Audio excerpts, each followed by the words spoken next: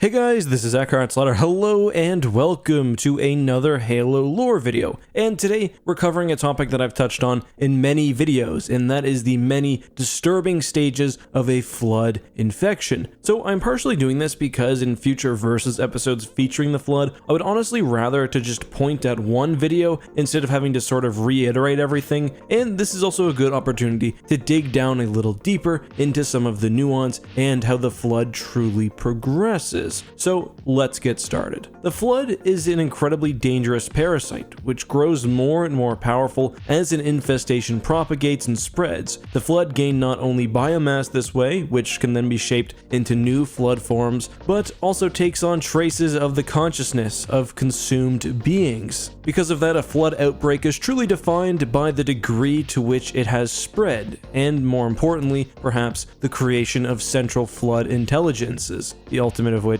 is a grave mind. Let's start off at the beginning. The flood is, as said, a parasite comprised of what are known as flood supercells. Flood supercells are incredibly advanced. They can morph into any tissue or shape and are crucial in reanimating bodies and acting as the basic components for larger flood beings. Generally, a flood infection will begin with flood spores somehow infecting a range of biological hosts at their target. In the modern Halo universe, the only real way this happens is if an undiscovered flood cache is somehow disturbed, or if the flood have been hiding somewhere. Flood spores are made up of the flood supercell and, unsurprisingly, are fairly large airborne spores which enter a host through their respiratory system. Eventually, once the spore has infected a being and reproduced, it will then generally create a flood infection form. Infection forms are the little skull-like entities you've definitely seen if you've played one of the original 3 Halo games, and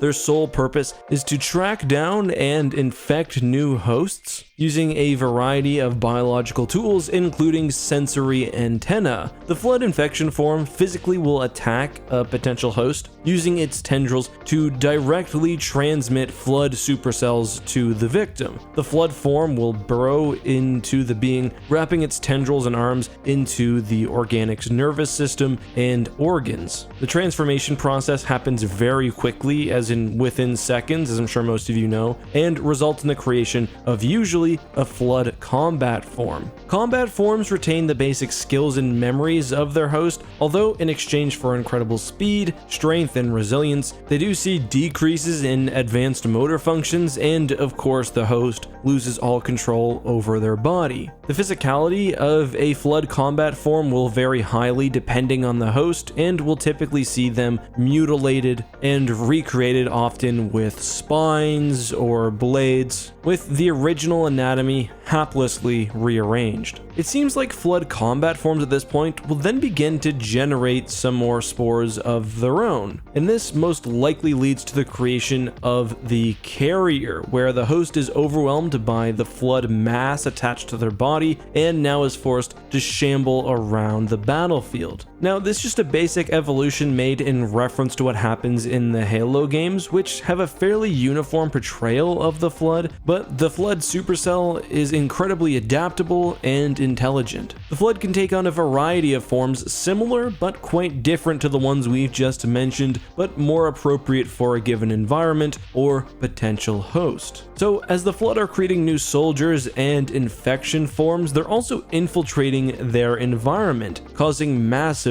ecological devastation. The atmosphere will become contaminated by flood spores such that unprotected organics will naturally be infected just by being in the area without any sort of protection, while the physical environment will then be morphed such that more flood can be produced. We get a good look at this in Halo 3 with High Charity and the Flood Cruiser, but also with artwork of uncontrolled flood spread, which show entire surfaces just coated by flood, spores dominating the air, flood nests on most surfaces, and just generally a total warping of the environment. Now, a lot of that will happen in what can be called the feral stage of a flood infection. However, by the time the flood has propagated to the point where they're dominating a planet like this, they'll be in the beginning of what's known as the coordinated stage. This is marked by not only the formation of a grave mind, which we'll discuss in a minute, planet, but also the use of pure flood forms, which is just like it sounds like. Instead of using a host, the flood will just create a being out of flood material. Now, obviously, this creature is highly dangerous and very, very adaptable. So as the atmosphere and the environment becomes more appropriate and friendly to the flood, they will begin to create the more advanced flood forms, key mines as they're sometimes called. The beginning stage of this is the proto-grave mine. Proto-grave mines are made as bodies and mines are combined into a single mass, as we see happening to, for example, Captain Keyes in Halo CE. Proto-grave mines will begin to coordinate flood activity on a small scale, hence the name coordination stage, and the sophistication of the flood infestation in the proto-grave mine will basically increase as more consciousnesses are added. It's possible too that the flood will create some even smaller key mines, including ones which will basically coordinate troop movement on a local battlefield. At some point, once the flood have collected enough biomass, typically once they've used most of the sentient material on one planet, what Halo Waypoint calls the ceasing of a planet's biodiversity, a full grave mine will be formed, and the flood will then become a true interstellar threat. Grave mines will attempt to use any available technology or knowledge which was contained in the infected beings to move to other planets. Grave mines are incredibly intelligent and very advanced, so much so that I should probably do an entire video on them at some point, but basically they represent the entirety of however many millions or billions or trillions of lives have been consumed by the flood. The further a flood infection spreads, the more planets that are consumed, the more intelligent the central grave mine will become, and the more intelligent thus the flood as a whole will become, given this central consciousness controlling everything. Eventually, the grave mine will dominate a single planet, and then perhaps several planets within a solar system, all covered in a writhing mass of flood material. We see during the Forerunner Flood War that the Flood were nearly at the point where they had dominated the galaxy, and at that point, it's basically impossible to stop them with anything short of a Halo Array type superweapon. They can compete on a logical scale with even the most advanced Forerunner and Scylla, and could even manipulate precursor technology. Fortunately for the galaxy, or at least biodiversity in the galaxy, the Forerunner were able to stop the Flood, but we can imagine a situation